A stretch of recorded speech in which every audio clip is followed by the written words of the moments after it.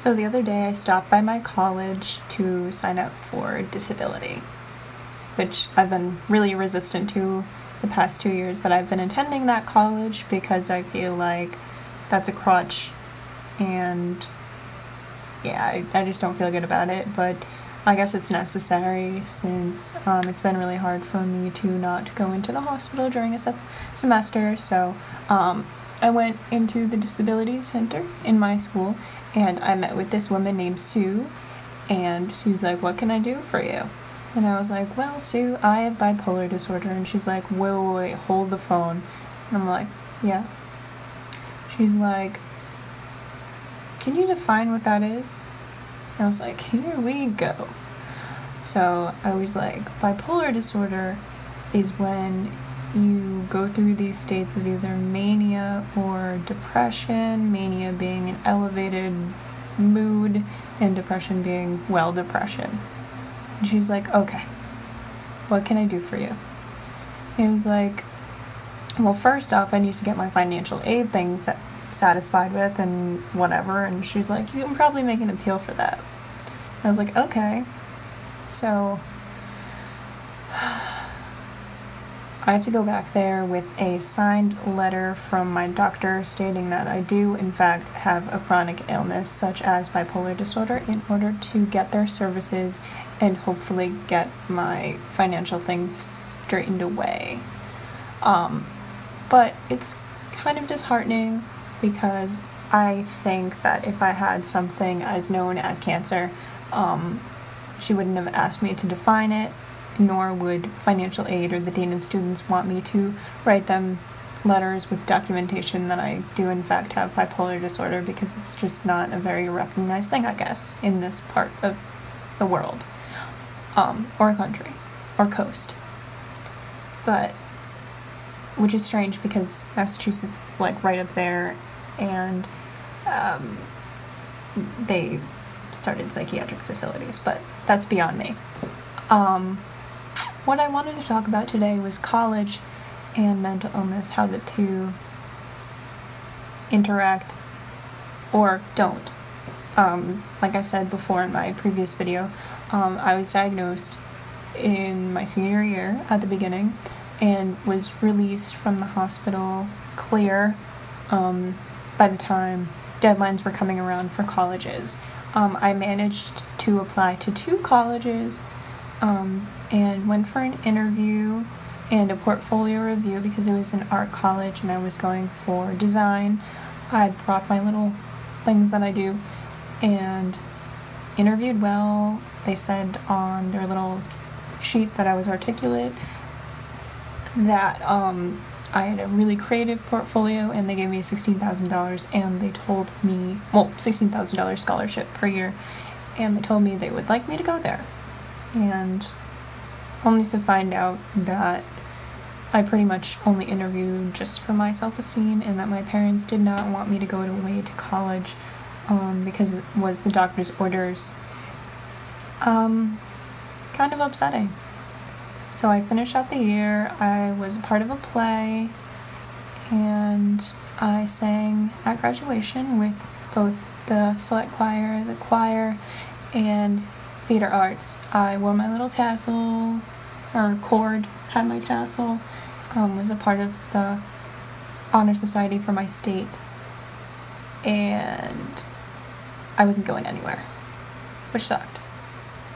But I made the decision in the middle of the summer to attend the community college at my state, in my state, and, you know, I was a little ashamed, I guess, but I've come to find out that it's really not such a bad place. You know, it has the same learning expectations as regular schools and private schools and what have you, but the only thing that I do find wrong, for the most part, is that the administration just doesn't really boost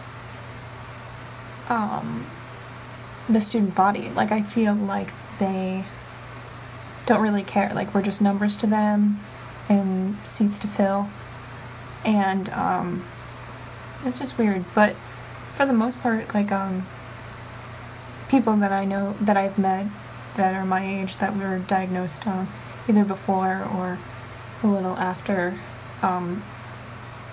the age of consent, they would have to opt for community college option because it's almost impossible to go away to school when for so long you're just relying on your parents' guardianship and things like that in order to get medications and being close to a psychiatric facility that you know and were a part of when you were in high school and such.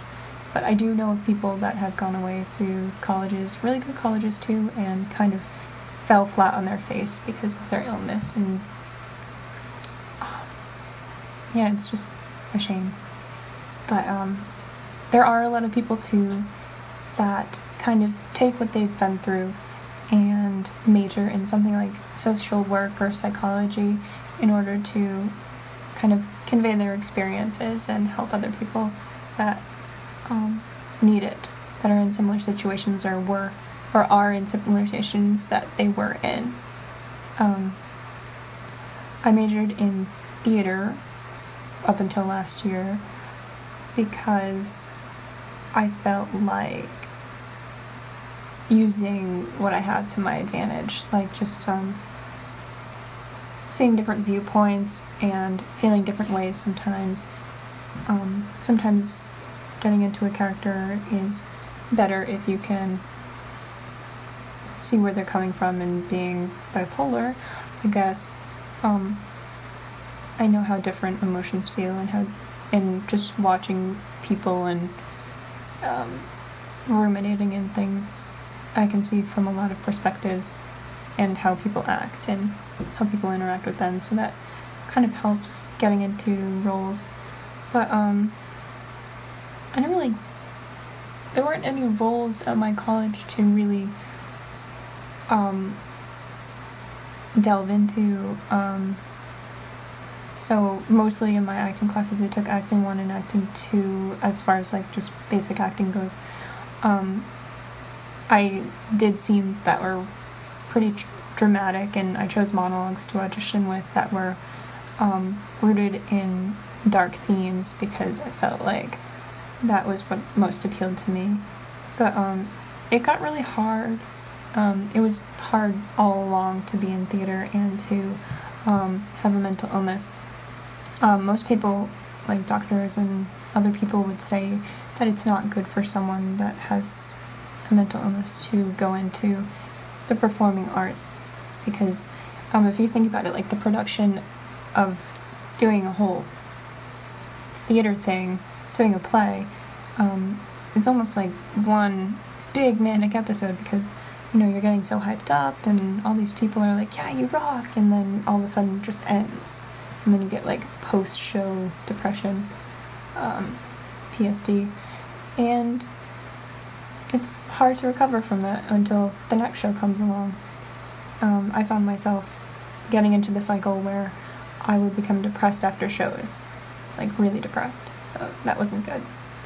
But I think major is key, and sometimes you don't have a choice of where you want to go, but maybe that's just going to be a stepping stone to where you eventually will go in love.